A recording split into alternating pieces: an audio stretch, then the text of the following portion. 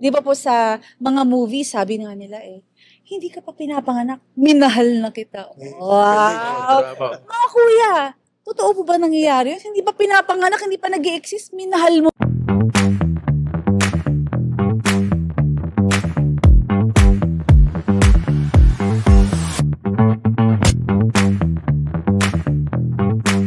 Hello!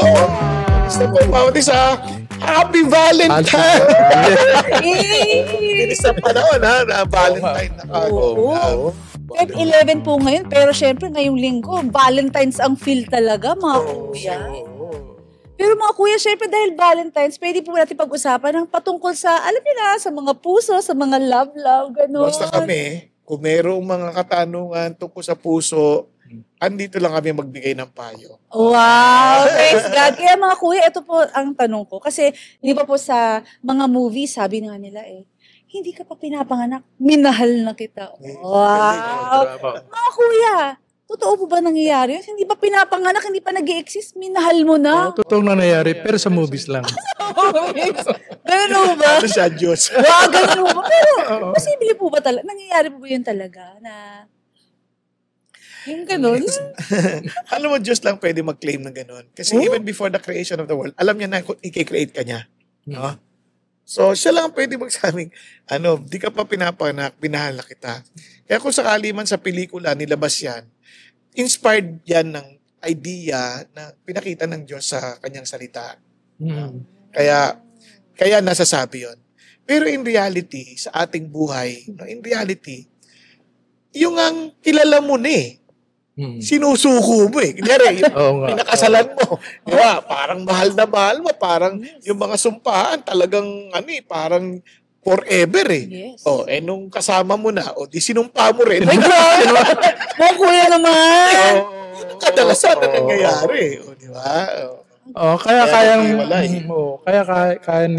ng Diyos na magmahal na ganun bago ka isilang. Kasi alam na niya yung magiging katauhan mo, yung personality mo. Nakita na niya yan. Tayo kasi, pag nagbago na ng ugali, ayaw na natin. Sumusuko tayo. Bakit nga ho ba ganun? Parang, pag nag-iibang anyo yung kasama mo, parang ayaw mo na. Parang, ano ba yan? Oo. Nag-iibang anyo. Para namang yan? Kasi kadalasan, ang ating pag-ibig na naintindihan, pagkagusto. Yung somehow, very conditional. Like, external, nakita mo, nagandahan ka. Ayun. Kasi siyempre, beauty is in the eyes of the beholder. Yes. So in your eyes, ang ganda nito. Kasi madalas, ang mga lalaki, ang isip nila, yung ganda ng babae, hindi na magbabago yan. Ganyan na yan. Parang hindi naman ho talaga. Ang problema, ang problema, tatanda yan, magkakapilegis yan. Tapos, mag-iibahugis ang katawan niyan, lalo kung manganganak. Diba? Mag-iibahugis ang katawan niyan. Kung hindi mahilig mag-exercise yan, yung dating sexy, nagiging siksik, hanggang nagiging sexy. Kuya talaga. Hindi, it's reality yun. Kaya, kapag ang batayan mo ng pagmamahal ay ganoon, talagang, mawawala, nagfe-fade yan. Kasi beauty fades Diba? Yun ang problema. Tama yan. Yung pag-ibig ng tao, conditional. Hindi, ang Diyos hindi unconditional sa Kanya Wala ka pang ginagawa, minahal ka na niya. Ganun po. Kahit na magkasala ka, mahal ka niya. Ibig sabihin po ng mga panahon na, sorry po, kuya, kasi medyo na, sabihin ng mga panahon na nagkakasala pa ako, yung hindi ko pa siya kilala, yung bahala na, gano'n. Mahal pa rin ako ni God nun. Kahit nung kasagsagan ng kasamaan at kasalanan ko talaga, mga kuya. Kata-kata ka, pero yun ang totoo. Hindi, of course, mahal ka na niya. Paano ko nalaman? Nung namatay si Kristo, hindi ka pa pinapanganak. Ay, hindi pa nga. Oo nga. Pero para saan yung kamatayan na yon? Para sa'yo. Nung panahon na yun, hindi mo rin pa siya hinahanap. Nabubuhay ka pa rin on your own. And yet, namatay na si Jesus Christ. Kasi we know love by this, that He gave His only begotten Son that we might live through Him. Sabi sa 1 John chapter 4, verse 9. Ngayon, dinugtungan niya pa yun. And this is love. Not that we loved God, but that He loved us, that He gave His Son as a propitiation for our sins. Now, para maintindihan ng lahat, ano ibig sabihin ng propitiation, yan kasi ay, kumbaga, sabi ni Paul, we are enemies of God because of we are enemies of God.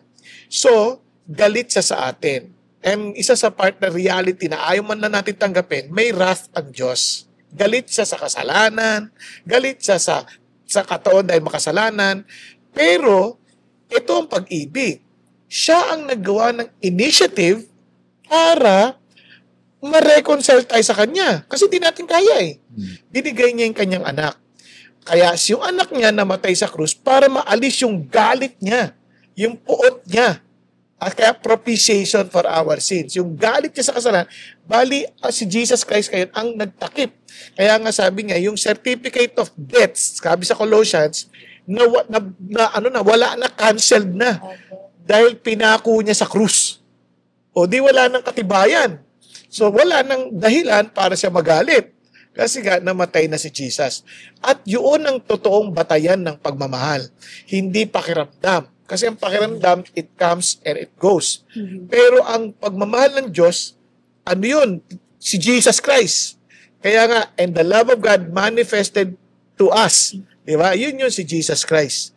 Yun yung namatay siya. Siya yung naipanganak siya. Iniwan niya yung comfort of heaven para mabigay sa atin at may pangako sa atin ang comfort of eternity.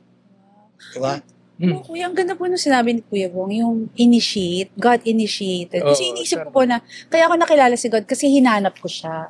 Pero, what do you mean by initiated? Like, bakit initiate ni God? Bakit siya nag-initiate? Parang, ano po ba yung initiation? Siya yung naggawa ng paraan. Kasi, even bago mo siya hanapin, si Jesus Christ, binigay niya eh. Oo nga po pala. So, hindi nagsimula sa iyo yun, nagsimula kay God yun. So kaya ako siya hinanap kasi sinimulan siya na talaga ang gumawa ng paraan. Kasi, sabi natin, hinahanap mo siya. Wala na makabayaran pa yung kasalanan. Di wala rin. Pero, Kuya, may tanong po ako, okay lang po. Paano po sa mga, syempre baka may makarelate po. Kung hindi naman ako talaga religyoso, kaya hindi naman ako talaga yung mahiling magbasa ng mga Bible, hindi ako nagsisimba. Tapos, biglang, nakita ko sa nature, sabi, ang ganda ng nature. Posible po ba na makita ko o maramdaman ko ang presensya ng Panginoon sa nature, sa creation niya? How is that possible po, mga kuya? Kasi pag nakakita lang ako ng puppy, kunwari, napakabait naman to na puppy, biruin mo, aso lang yan, pero grabe magmahal sa amo, talagang binibigay ang buong puso. Parang, sino kaya ang creator nitong aso na to? Diba? Parang, mga kuya. Makakatuwa ngayon, kahit na iwanan mo buong araw, pagbalik mo, dadambain ka pa rin. Diba? Cute. Kasi design ni God yun, di ba? Kasi kanina, binabasa ko yung Job, natawa ako kasi yung daw ostrich, hindi niya binigyan ng ganong maliwanag na utak para alagaan yung kanyang mga itlog at magiging anak. Sabi niya, basta iiwan lang daw niya. Hindi niya wala siyang pakialam kung maapakan niyo o hindi. Kasi hindi ko siya binigyan ng ganong talino. Sabi niya ganun ng Panginoon. So it's up to God. Oo, so siya rin nagbigay ng ganong klaseng pagtugon sa mga hayop. Kasi in reality, di ba Kuya Erwin, nung nilikha ng Diyos ang mundo at ang lahat ng kahayupan. Hayop, di ba? Sabi niya, rule over them eh. So, man has the capacity to rule over them. Man has the capacity to train like dogs. To train even lions or tigers. Kasi ganun yung ating kakayanan talaga eh. Although not all of us are gifted in that regard, no? Pero somehow, may kakayanan pala tayo. Kaya, di ba? Pero, ganun pa, yung ano naman, meron din silang kakayanan mag-respond. Kaya lang, because of sin, ay nako, lalo na nung after the flood, pinakakain na ng Lord yung hayop. So, naging, sila, defensive na rin sila sa atin. Kasi, kakainin na rin natin ang deer. Kakainin natin yung mga So, again, siyempre, kailangan din nila proteksyon ng kanilang sarili. So, sila ngayon, nagkakain-kainan na rin. So, kaya tawag na nila doon cycle of life. Hindi naman talaga cycle of life. Kasi, pinakain pagmamahal nila eh. Ano ba yan? Pero, yun ang ibig sabihin na, na by design, we can rule. by design. Ngayon, sabi ni Lord, sabi mo sa akin, malaraman ba ng tao na mahal ni Lord ang tao dahil sa kanyang nature? Of course. Sabi sa Romans, di ba? Romans chapter 1. Wala silang excuse dahil through the creation, makita mo na yung greatness ng Diyos, and yet they did not give honor what is due Him. Di ba? Correct. Kaya ang nangyari, pinabayaan sila. Sige, kayo na bahala. Total, mas gusto nyo ibigay yung honor sa mga creation kaysa sa creator. O, di ba? So, yun ang sinasabi ng Diyos. Kaya sa Psalm, sabi ni David, pag dinitinan ko kalangitan, nakita ko yung kadakilaan mo eh. Parang, who am I for you to take notice of me? Sino ba ako? Di ba? Looking at the creation. Kita mo naman yung universe, yung vastness ng universe. Kita mo naman yung grabe, mga bundok. Di ba? Para mapansin pa ako ni Lord. Galing. Ganon kalabig si God. Tsaka makikita mo yung pagmamahal ng Diyos sa lahat ng bagay. Sa mga ginawa niya, sa nature. Kung minsan nga, pag nasa daan ako, tapos biglang makikita ko na napakaganda nung sunset. Sabi ko, Lord, ang ganda nito. Ganda. So, kasi tayo may appreciation for beauty. Yeah. Kaya, ayan, napapasalamat ako sa kanyang nilikha. Tsaka sa lahat ng bagay. Kung uulan naman, sasabihin ko, Lord, salamat may ulan kasi lalambutan naman yung tigang na lupa. Kaya, so, pag may araw din, ganun din. Pero, mga kuya, okay, so, sa creation, pero ba't ganun kuya? Di ba kiniliit din ni God ang tao? Bakit ngayon, minsan pag may nakikita kang tao, parang, may Diyos ba? Parang, ang sabi, grabe naman ang ugali nito. Yung ba nga, di ba, hindi naniniwala kay God kasi yung magulang parang hindi maganda yung pagtrato sa anak. Kaya parang iba rin yung tingin nila kay God. Parang gano'n. Mga kuya, how can the love of God be seen through us, through people? Paano kaya? Posible po ba yun na makita ang pagmamahal ng Diyos sa atin, sa kapwa? Paano kaya? Through prayer, number one, pray for him or her. Kahit na alam man niya ito o hindi, basta panalangin mo siya. Pangalawa, kung meron ka pagkakataon, do acts of kindness. Yung kabutihan, ipapakita mo sa kanya. Tapos, communicate. Talk to him or to her. Yan ang isa sa mga ways by which you can draw closer to each other. Malaman mo kung ano yung mga issues sa buhay niya at mabigyan mo siya ng konting payo, konting advice. Sasabihin mo sa kanya, alam mo, sige, idudulog ko yan sa panalangin, yung iyong suliran. Tsaka ito, diba sabi nga, balikan ko lang yung verse na. Sabi sa 1 John chapter 4, verse 10. And this is love, not that we loved God, but that He loved us and sent His Son to be the propitiation for our sins. So, siya yung nag-take ng initiative, siya pang nakipagbati sa atin, siya pang gumawa ng paraan para maalis yung puot niya sa atin. Sabi niya, Beloved, if God so loved us, sabi niya, we also ought to love one another. So, paano ginawa ni Lord John? Kunyari ikaw, asar ka doon sa tao. Di ba? Asar ka sa tao. Take initiative na kung mangailangan yung tao na yan, pati tayo, nangailangan tayo in a sense, nangailangan tayo ng kaligtasan, kailangan natin. Siya yung nag-take siya nag-provide So kung ito man, galit ka man, nakakainis man ang itsura niya, hindi na issue yun Ang issue, nangailangan, and you're the only person who can really help. Kahit malaki atraso niya sa akin. Kahit malaki atraso niya, ganun nga sa Diyos di ba? Ang laki na atraso natin sa Diyos So, kung paano tayo minahal ng Diyos, di tayo nang gumawa ng paraan sa ganun. Ay, ganun. Di ba? Kaya, yung mga mapagiganti na tao, hindi na talaga naintindihan ng pagmamahal ng Diyos. Yung mapagpula, mahilig manira ng kapwa, hindi lang naintindihan ang pagmamahal ng Diyos Kaya ganun sila Kasi nang naintindihan nilang parang to make themselves parang elevated Paano ba yung kuya, kunwari sa atin may nanonood o minsan nakaka-relate ako. Paano kung nandun ako sa place na yun na parang ako yung mapagpula? Ano po may ipapayo nyo sa akin? Kasi minsan hindi ko alam na ganun na pala ako. Parang mapagpula na. Paano po ba nyo ako matutulungan sa area na yan? I-meditate mo ulit yung ginawa ni Jesus. Babalikan ko lang po si yun, Jesus kasi yung ginawa niya. Ginawa ito ni Lord sa akin, tapos yung pa igaganti ko sa iba, siya nagsabi. Tsaka sabi ni Lord, itigil mo na. Let no unwholesome word come out of your mouth, but only words that will edify. So, itigil mo na. Sabi, itigil mo na. Kung baga sabi ni Paul doon, itigil mo na. Yun yung Tagalog doon, itigil mo na.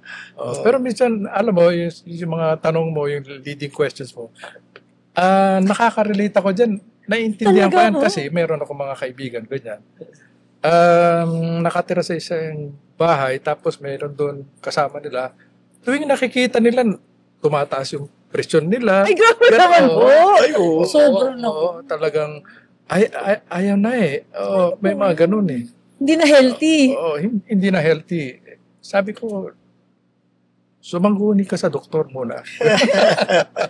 Hindi, tsaka Juan, parang sinabi niya, nagawa ko na lahat. Naging mabait ako dito, pinagsilbihan ko. Pero, wala eh. Niluloko pa rin niya ako eh. Parang harap-harapan. Parang hindi ko na matiis, ganyan. Paano po? Pero alam mo, bisan Kuya Erwin, yung mga nanloko sa'yo, bisan nakakaawa eh. Sila ang lalayo sa'yo eh, sa hiya. Ganun ho? Kahit na sana gusto mo rin silang tulungan pa rin. Dahil siyempre, sino ka ba naman? Tao ka lang din. Makasalanan ka din ng pinahalan Diyos, no? Minsan kahit na gusto mo pa rin silang tulungan, hindi nila magawa, hindi sila makalapit. So, parang sila rin ang kawawa talaga eh. So, imbis na magalit, parang you feel for them na hindi din maganda yung pinagdadaanan nila. Tsaka lilita mundo nila, no? Tsaka yung love naman, iba-iba ang expression yan eh. May expression niya na talagang gagawa ka ng kabutihan sa kanya, wholesome words, yung sinasabi ni Kuya Bong, magsasalita ka, pinupuri mo siya, ini-encourage mo siya. Meron man tough love, yung mga, kasi may sinasabi naman sa Biblia, people to avoid. Yung mga, those people who cause dissensions, yung gusto nyo nag-aaway-away. Pinag-aaway. I-warn mo once, twice, di ba? Layuan mo sila, Pero hindi ibig sabihin na hindi mo sila mahal. Kuminsan yun ang expression ng love para matuto sila. Tough love, no? Tough love. Yung nga, sinasabi sa kunyari sa Matthew 18, pag may nagkakasala, sabihan mo, ayaw makinig sa'yo, magdala ka ng kasama mo as witness. Ayaw makinig sa inyo, dali mo sa iglesia, sa church. Ayaw makinig sa iglesia, sabi, treat him as an unbeliever. Paano po? What do you mean po treat him as an, hindi the person as an unbeliever? Share mo rin ang gospel. Share mo rin ang gospel. Ano yun naintindihan eh? Paano kung sabihan po kayo na, yan, Christian yan, judgmental yan. Ibigay mo, hindi ako nilalapitan, hindi ako sinasamahan. Si Paul nga, ganunin sabi po. ni Paul, deliver him to Satan eh. Mabigat yun. Tsaka ito, warning niya to, na sabi na rin lang naman ni Kuya Erwin sa 1 Corinthians chapter 5. Ang lupit nun. Nung ni Paul, yung warning ni Paul sa mga manloloko, sabi niya dito, I wrote to you in my letter not to associate with immoral people.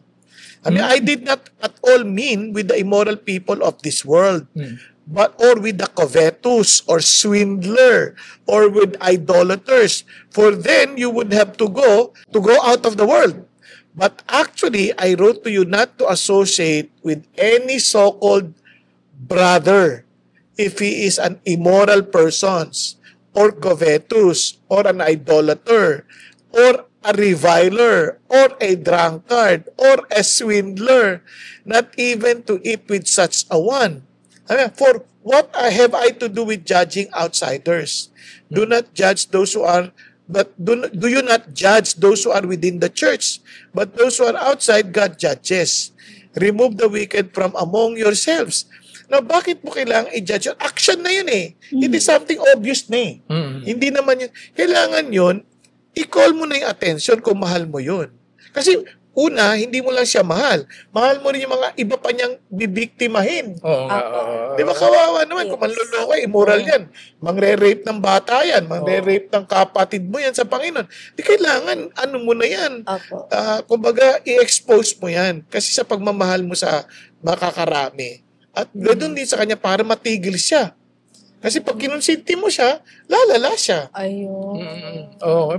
Dalawang klaseng tao yan. Isa yung mga mananampalataya, yung hindi mananampalataya. Sa mga hindi mananampalataya, kahit na ano pang kasalanan nila, mga ngalunya sila, mga sinungaling, o manloloko, ganyan. Abutin mo. Abutin mo. Pero pag mananampalataya nila, sinasabi nila, oy, Kristiyano ako, pero yun din ang ginagawa nila. Sabi ni Paul, iwasan mo na. Iwasan mo sila. Iwasan mo na. Hindi Kasi, mo ba, I'm an unloving Christian? Una, ang intention ni Paul, sa tingin ko, ang intention ni Paul, para protektahan yung iglesia. Kasi marami pa silang may influensya, gano'n. Pangalawa, para matuto rin sila. Tsaka magre-repent yun. Kasi itong mamang to, pagdating sa 2 Corinthians, nag-repent na yun eh. Ay, talaga ho? Ayun pala. Sorrowful na siya. Nag-repent. Kaya, minsan, yung masakit na aksyon, parang masakit. Pero totoo niyan, tulong yun para magsisi siya. Kasi hindi nila nakikita eh. Hindi nila nakikita.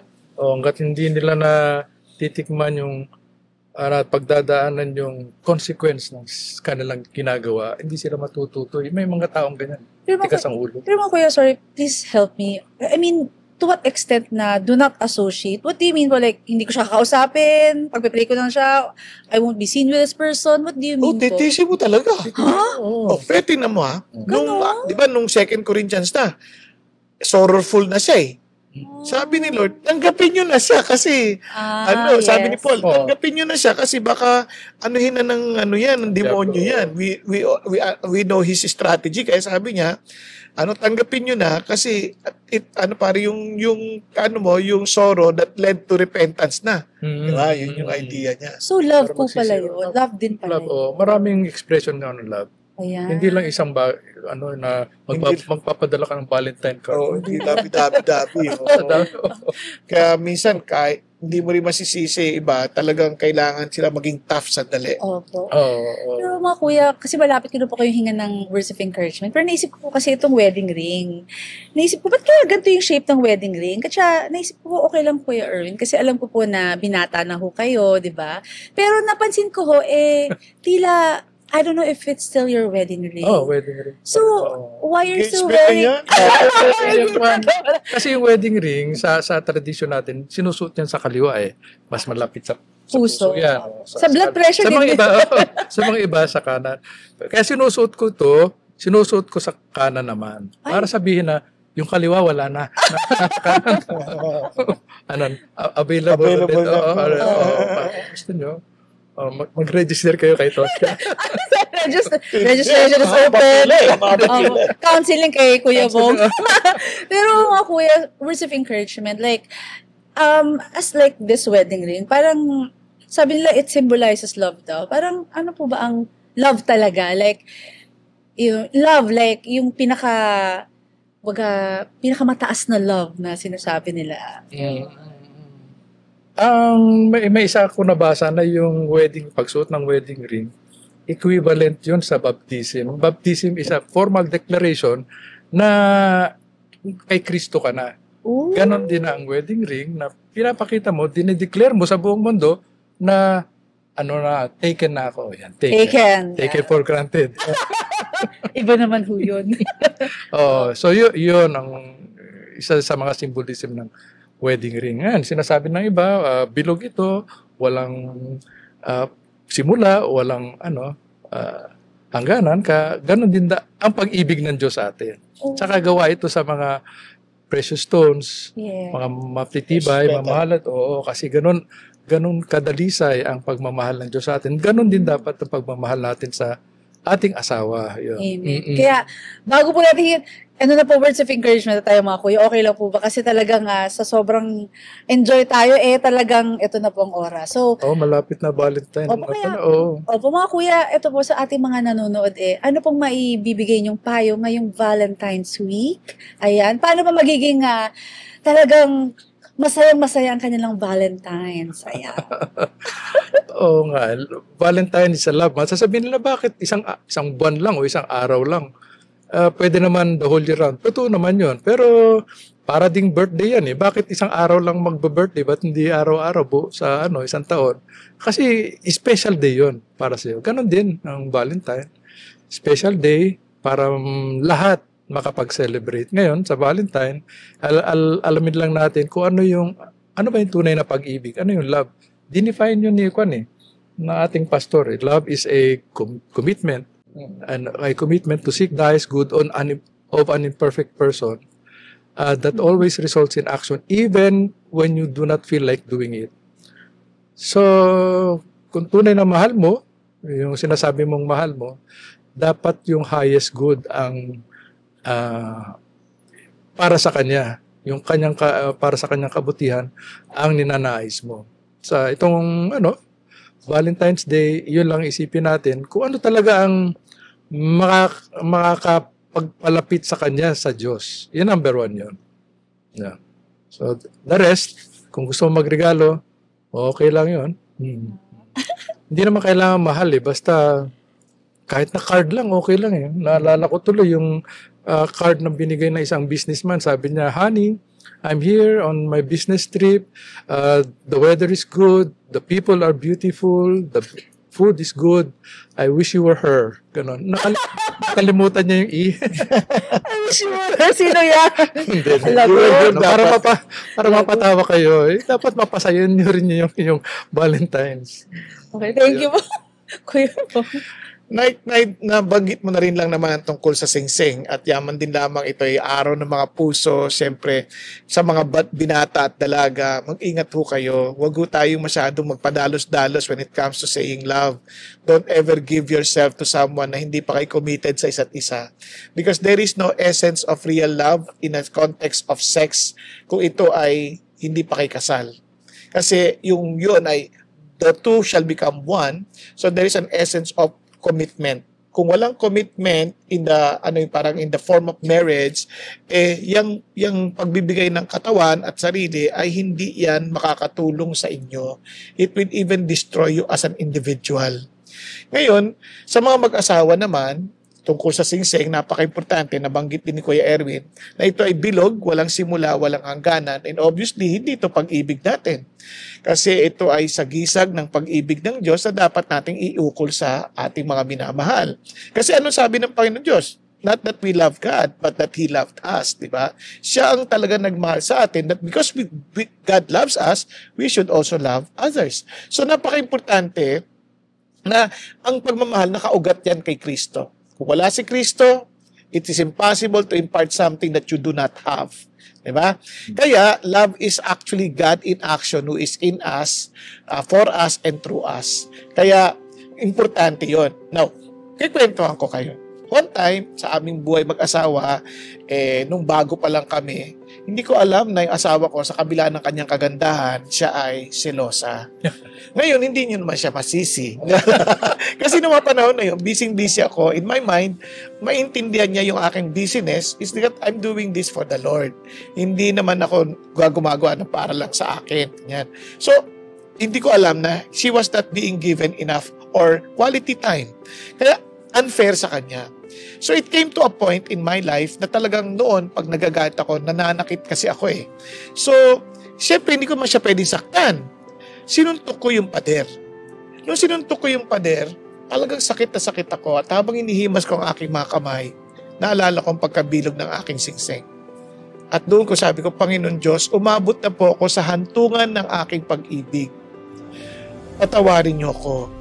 Tugtungan po ninyo ang aking makitid na pagmamahal ng inyong walang hanggang pag-ibig. Kaya pagkatapos doon, talaga naramdaman ko, ang desisyon ko noong time na yun, hindi ako matutulog sa tabi ng asawa ko. Kasi ang galit ako Pero surprisingly, para may bumubulong sa akin, o pumasok ka na. Ayoko po kasi galit po ako Hindi mo pag-ibig, pag-ibig ko. Nung nandun na ako sa kama, doon ako sa paanan nahiga. Sabi niya, tabihan mo. Galit po ako Hindi mo pag-ibig. Pag-ibig ko. Para may bumubulong talaga nagsasabi, yun ang gawin mo. So, tumabi ako. Pero nakabaling, nakatalikod sa kanya. Sabi niya, sabihin mo, I love you. Lord, hindi ko magagawa. Galit ako Hindi mo pag-ibig. Pag-ibig ko. So, sinabi ko, I love you. Nakala ko tulog na. Pero sa totoo lang, hindi siya tulog. Nakahanda rin siyang manangga kung sakaling manapak ako. Biglang sabi niya, I'm sorry. Forgive me. At dahil doon, nagkausap kaming mabuti at yun ko nga po naintindihan kung paano kahalaga ang walang hanggang pag-ibig ng Diyos. Di natin kaya, pero kaya niya. Kaya huwag tayo magpalinlang na ang pag-ibig ay gawa-gawa natin. Bigay ito ng Diyos dahil Diyos ay pag-ibig.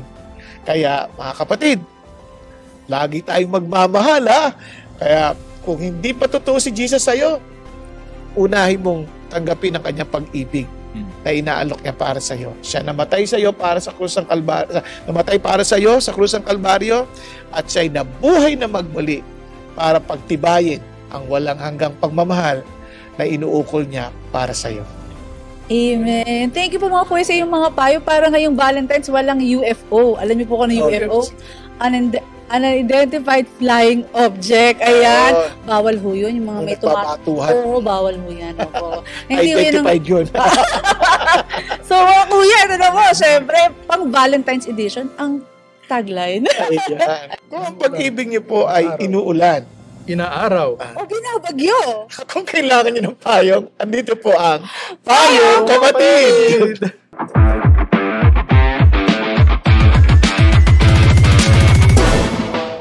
So sa ating mga kapatid at sa aming magiging mga kapatid, nais po namin kayo imbitahan na sumabaybay po sa ating Payong Kapatid through our social media pages. Meron po tayong 3. As of now, we have Payong Kapatid official Facebook page.